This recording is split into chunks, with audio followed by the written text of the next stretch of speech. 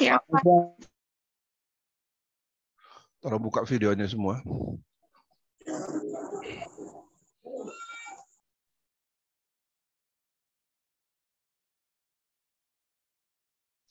Baik, sekarang tunjukkan dulu bukunya.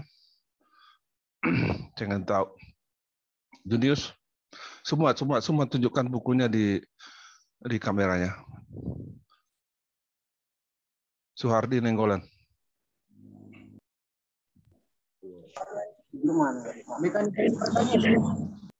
Suhardi.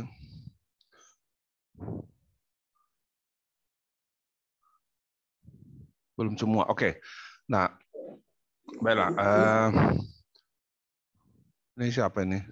Si Arman Simanjuntak. Iya, Pak. Oke. Si Mikhail siapa ini? Oke. Suhardi belum punya ya. Oke, baik. Karena belum semua punya, inilah terakhir saya beri kesempatan. Minggu depan harus punya semua. Minggu depan saya akan cek. Yang punya saya akan catatkan langsung. Yang tidak punya juga saya catatkan. Saya anggap yang bersangkutan tidak serius mata kuliah ini, berubah akan mempengaruhi nilai sikap. Dan yang tidak hadir minggu depan saya anggap tidak punya buku. Oke. Baik, hari ini ada 60 orang, masih kurang. Tapi kita harus lanjutkan kuliah kita. Nanti 005 ingatkan saya ketua. Ketua ingatkan saya ketua untuk tidak lagi mengadmit ya. 005. Baik, Pak. Oke, baik. Agak flu saya sedikit, agak batuk. Hari ini kita sekali aja agak batuk-batuk saya. Kita masuk ke kuliah kita. Yang punya buku silakan buka di depannya ya, karena seperti yang saya katakan teknik belajarnya ini ya kalian harus dibelajarkan. Kalianlah yang belajar ya. Buka di pendahuluan di halaman 1. Oke. Nah, saya akan share screen materi kuliah kita ini.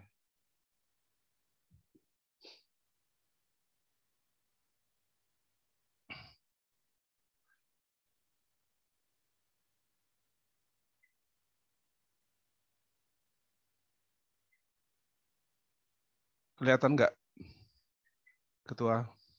Kelihatan, Pak. Oke. Kelihatan, Pak. Kelihatan, Pak. Ya, Kelihatan, udah. Pak. Kalau sudah ada yang menjawab, langsung tutup suaranya. Seperti yang saya katakan, kalau terbuka suaranya, saya langsung keluarkan nanti. Baik, suara-suara itu mengganggu saya mengganggu kita semua.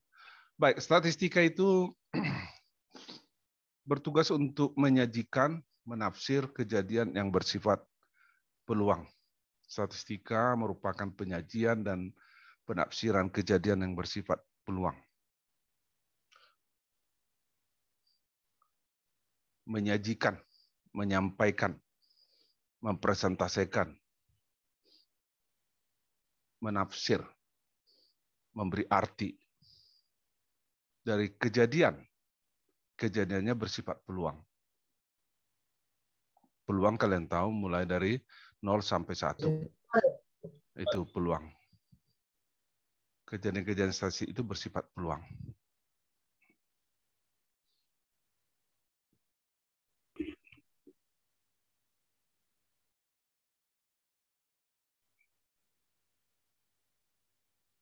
Oke. Apa yang disajikan?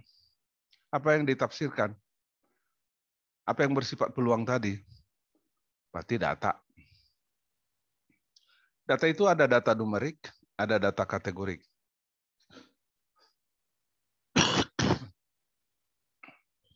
Data numerik, angka-angka. Itu hasil cacahan atau hasil pengukuran. Misalnya tinggi tanaman 10 cm. Gitu. Jumlah perempuan 15. Data kategorik diklasifikasikan menurut kriteria tertentu. Jenis kelamin, perempuan, laki-laki. Kepemilikan, kaya, miskin. Nah, bisa dinyatakan dalam angka ataupun dalam persen. Tapi yang diperhatikan di situ adalah kategorinya. Kategori jenis kelamin, kategori tingkat penguasaan bahan, barang, kaya, miskin, atau sangat kaya. Supaya dapat data ini, tentu dilakukan pengamatan. Nah, pengamatan itulah yang dicatat. Nah, kalau tidak dicatat, bukan pengamatan namanya. Jadi setiap informasi yang tercatat, yang dicatat, barulah disebut pengamatan. Artinya misalnya seperti ini. Kalian pergi ke lahan penelitian. Anda melihat tanaman itu, mengamati, tapi tidak mencatat apa-apa. Itu bukan pengamatan dalam konteks statistika ini. Tapi kalau kalian mengukur tinggi tanaman tadi, ada kalian punya data, kalian catat 10 cm tingginya, itu baru pengamatan.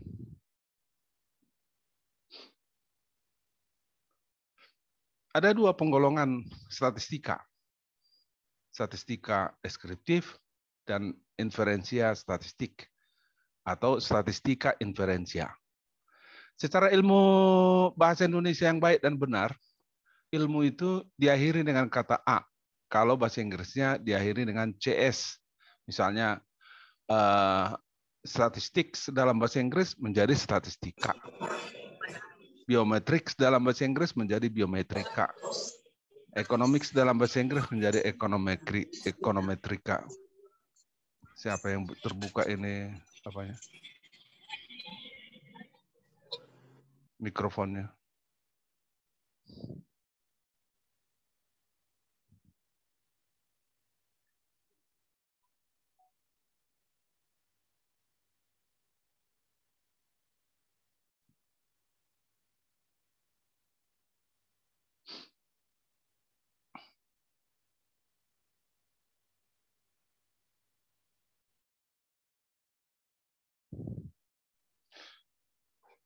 Anda lihat kan langsung terganggu ke konsentrasi itu.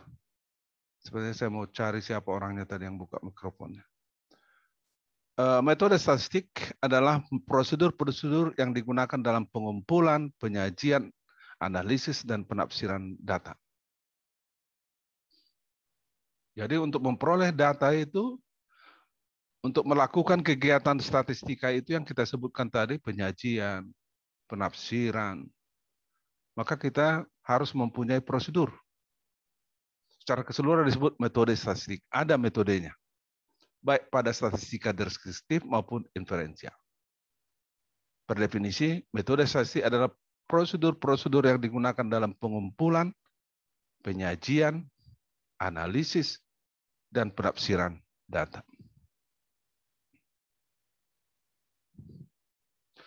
Metode statistik itu dengan demikian bisa kita golongkan. Ada yang disebut dengan statistika deskriptif, ada inferensia statistik. Ini disebut juga ini statistika inferensia. Bisa juga seperti itu. Oke.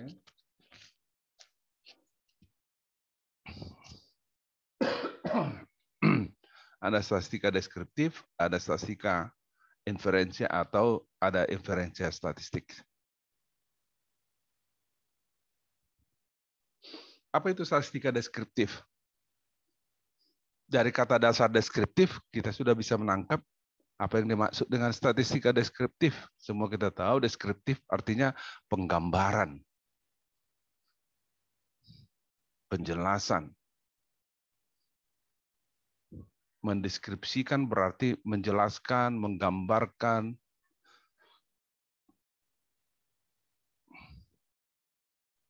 Jadi statistika deskriptif metode-metode yang berkaitan dengan pengumpulan dan penyajian suatu gugus data sehingga memberikan informasi yang berguna.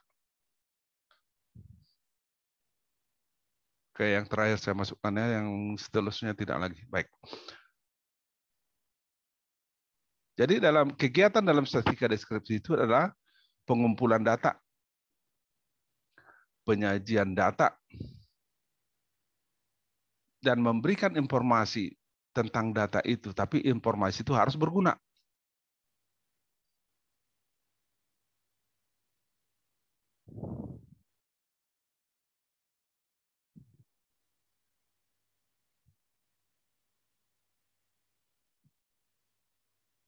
Kita jelaskan lebih jauh apa yang dimaksud dengan statistika deskriptif ini.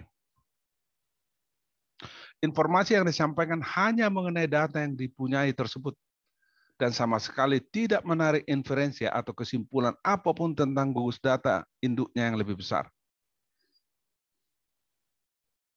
Jadi pada statistika deskriptif, yang dideskripsikan, yang disampaikan, yang digambarkan, yang dijelaskan hanya mengenai data itu saja. Hanya mengenai data itu saja.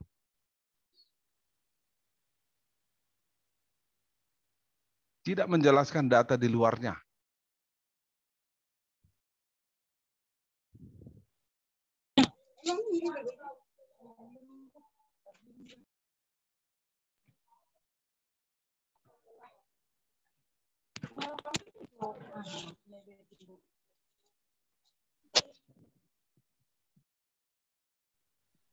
Oke.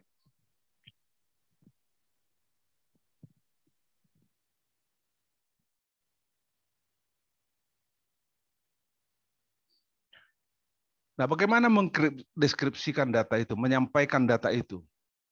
Bisa dalam bentuk tabel.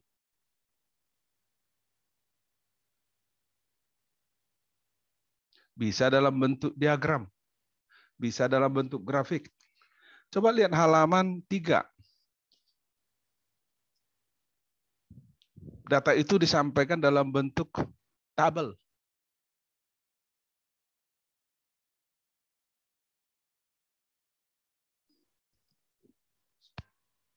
Ya, mengenai tim sepak bola dan data lainnya.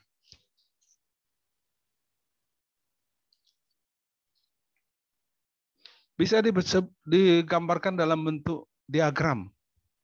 Halaman 4, gambar 1-1.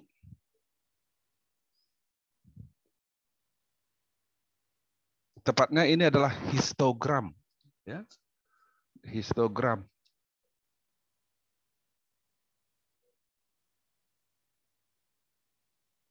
Yang itu tepatnya adalah histogram. Secara umum disebut diagram ya, tapi ini histogram. Boleh diagram disebut, boleh histogram ya.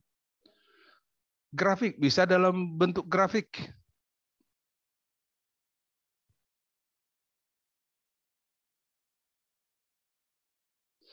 Bisa dalam bentuk lain seperti gambar 1-2. Namanya diagram kue. Jadi bentuknya seperti kue dibelah-belah, diiris-iris, ada bagian tertentu misalnya seperti itu ya, 32%, 25% minyak ya, surat obligasi utility misalnya.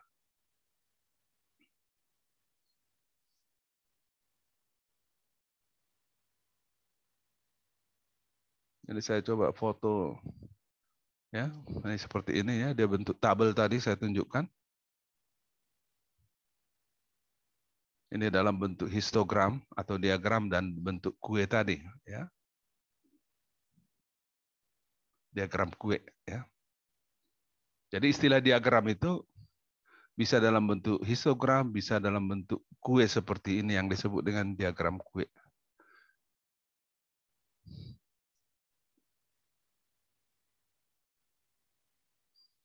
Nah, apa pengertian statistika inferensia atau inferensia statistik? Per definisi adalah semua metode, halaman 5 ya, ada tertulis itu definisinya. Halaman 5 di bagian atas.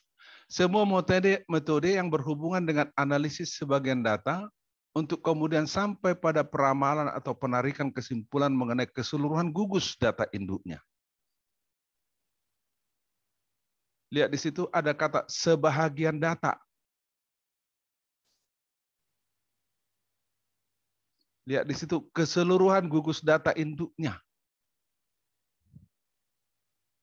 Berarti ini berkait dengan kita mengambil sebahagian data dari keseluruhan data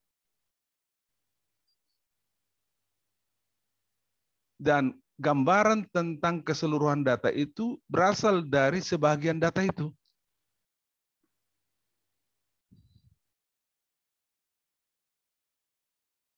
Jadi sekali lagi dari keseluruhan populasi itu, saya gunakan istilah populasi, kita ambil sebagian, lalu kita buat data dari sebahagian ini,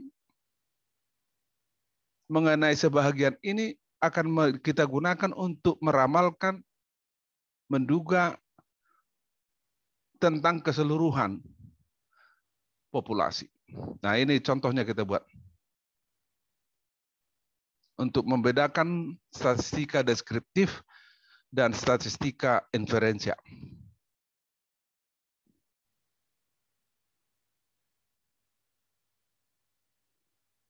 Ya, misalkan semua mahasiswa AET itu ada 200 orang. Ini tentu datanya tidak persis seperti data yang ada ya. Tapi misalkanlah seluruh mahasiswa AET itu berjumlah 200.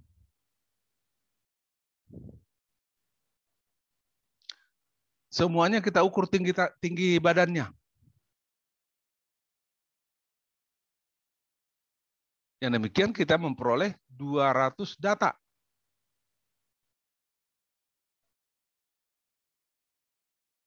Nah, ini data ini disebut data terhingga banyaknya.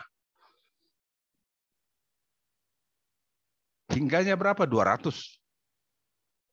Karena populasinya 200.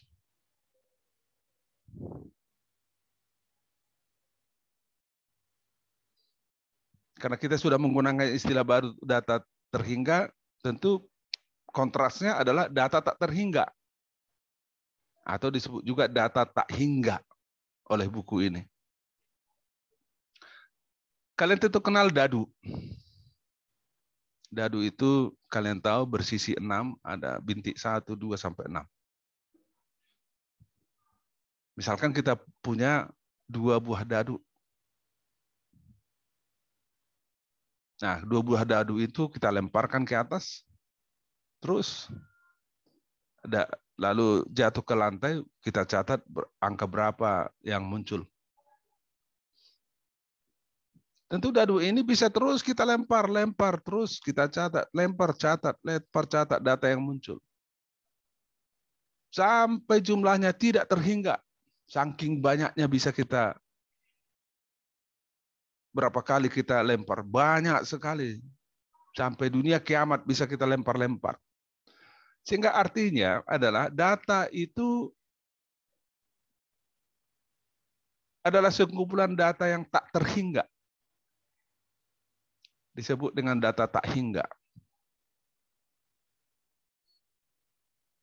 Keseluruhannya disebut populasi. Jadi sudah jelas sekarang bahwa ada apa yang disebut dengan data hingga, data terhingga, dan data tak hingga. Tadi sudah saya contohkan mengenai mahasiswa AET.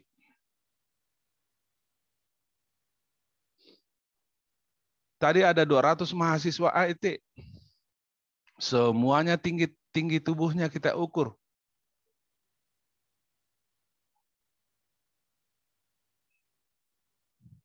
Karena keseluruhannya menjadi pengamatan kita, maka itu adalah sebuah populasi.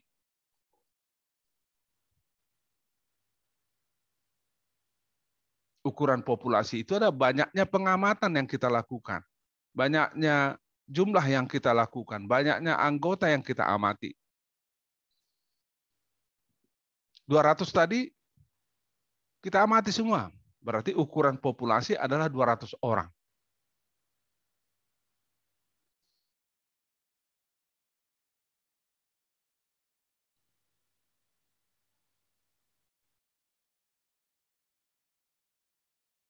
Jadi ukuran populasi adalah banyaknya pengamatan atau anggota suatu populasi.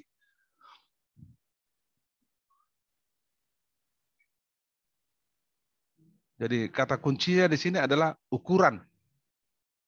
Ya, ukuran.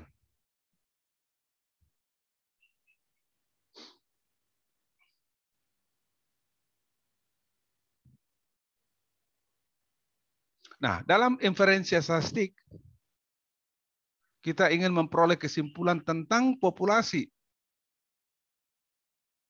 Walaupun kita ambil hanya beberapa saja anggota itu untuk diambil datanya.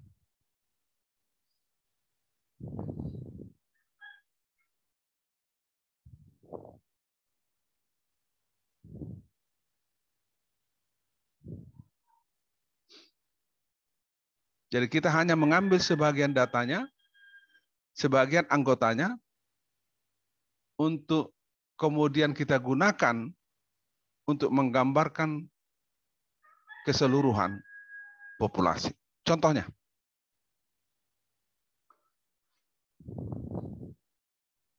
misalkan kita ingin menentukan umur rata-rata lampu pijar.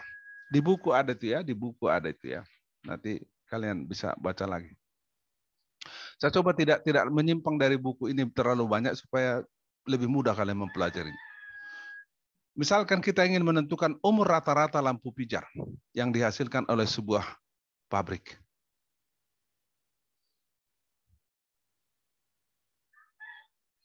Apakah semua lampu pijar itu dites? Tesnya adalah hidupkan terus kapan dia rusak. Itulah umurnya. Kalau semua dites, apalagi yang dijual? Kan nggak ada yang bisa dijual. Karena semua menjadi bahan percobaan. Oleh karena itu, menguji semuanya tidak mungkin. Bukan saja tidak praktis, juga tidak ekonomis. Jadi kita hanya perlu, kita putuskan kita hanya mengambil beberapa lampu pijar saja untuk kita uji. Kita amati sebahagian saja untuk kita uji.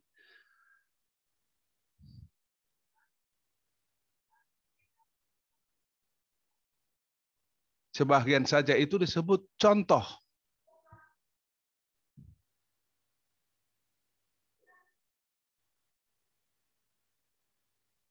Misalnya kita ambil 100 lampu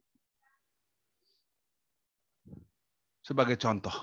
Ukuran contoh itu berarti kan 100. Berapakah populasinya? Populasinya tak terhingga. Karena setiap hari berproduksi terus, produksi terus. Kita hanya ambil contoh saja 10 lampu misalnya. Nah, kalau 10 kita ambil berarti ukuran contoh 10. Kita teslah berapa lama lampu ini bisa hidup. Nah, berapa lama lampu ini bisa hidup? Katakanlah 50 hari. Cara rata-rata. Yang 10 ini. Berarti secara keseluruhan dari data ini kita bisa gambarkan lampu pijar yang dihasilkannya itu rata-rata umurnya 50 hari.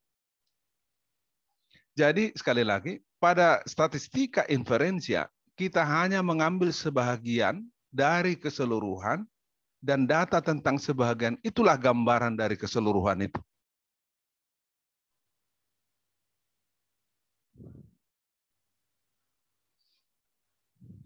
Tadi sudah saya katakan ada kata contoh. Kalau bahasa Inggris sampel. 10 lampu pijar tadi itu adalah contoh dari keseluruhan lampu pijar. Sampel yang kita ambil. Jadi contoh atau sampel adalah suatu himpunan bagian dari populasi.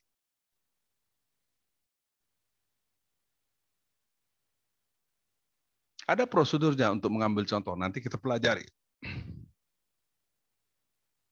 Saya dahului sekarang bahwa pengambilan contoh itu harus secara acak.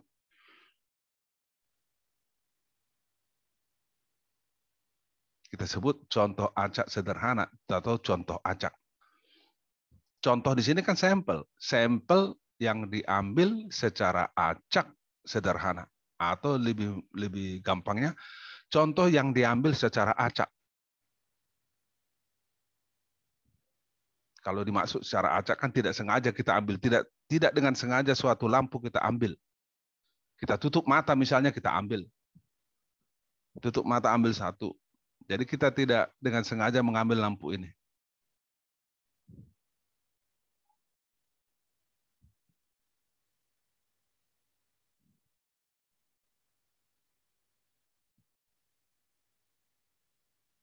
Kalau kita rumitkan definisinya adalah suatu contoh acak sederhana yang berukuran N, itu kita ambil dari suatu totalitas populasi dengan masing-masing mempunyai peluang yang sama.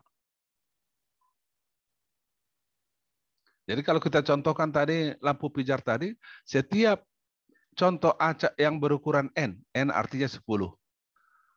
Misalnya tadi kita ambil 10, mempunyai peluang yang sama untuk terpilih.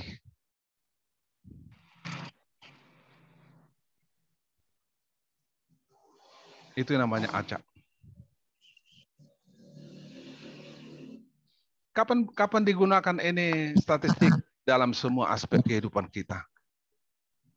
Dalam semua aspek kehidupan kita. Nah, Zoom sudah mengingatkan bahwa akan habis waktu. Ya, nanti ini bisa kalian lihat di YouTube. Minggu berikutnya kita akan bicara lebih jauh lagi.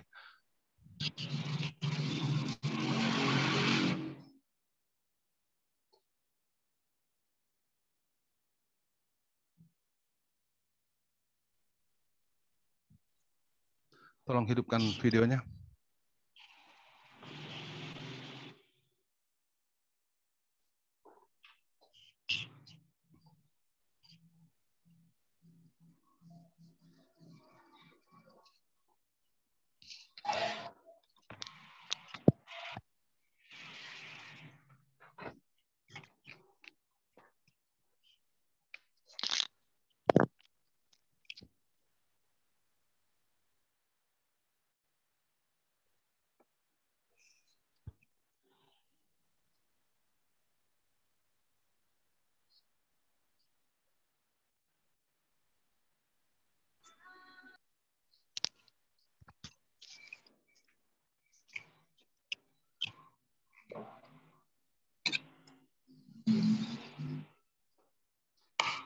Oke. Yang tidak menutup tadi itu namanya Vivi Siom, saya sudah catat ya.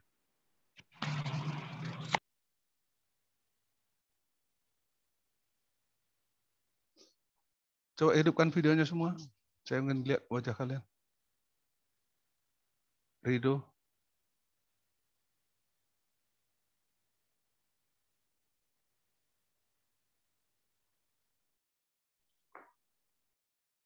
Oke, Joshua. Pengen lihat kalian. Hidup nggak kalian? Artinya semangat nggak? Realis?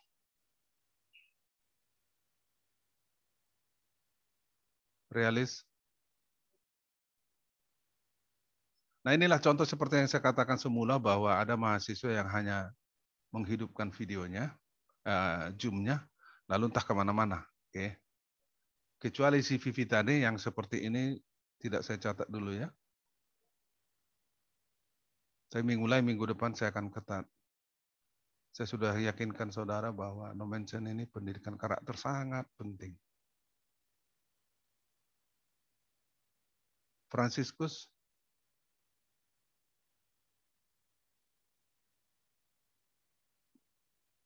Siapa lagi nih yang tidak membuka? Mariba, Miksa, Robert.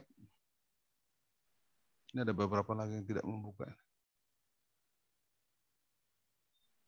Oke, itulah tanda-tanda bahwa dia tidak standby di situ. Dia tiduran, dia pacaran, apapun kegiatannya nggak tahu ya. Yang seperti itu tidak baik.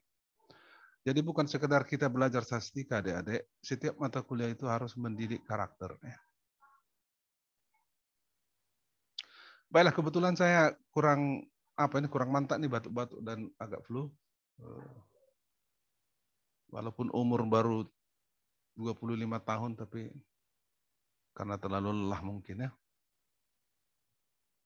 Baik, kita akan lanjutkan minggu depan ya, mulai minggu depannya. Sekali lagi minggu depan akan saya cek buku. Setelah itu kita akan berlayar dengan sangat cepat. Ya, yang tidak punya buku pasti ketinggalan. Nah, ini masih lambat-lambat saya buat karena saya harus tanamkan dulu pengertiannya kepada kalian. Setelah itu akan berlaju dengan cepat. Oke, kita ketemu minggu depan. Terima kasih adik-adik sekalian dan salam sehat, jaga kesehatan masing-masing. Jangan terpapar COVID-19. Shalom, Pak. Oke. Shalom, Pak. Shalom, sehat, Pak.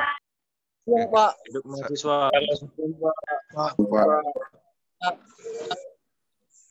Oke, udahlah. Ya udah, nggak usah berlebihan lah. Oke, terima kasih ya. Saya akhirnya nanti lihat, saya share nanti di tempat kalian.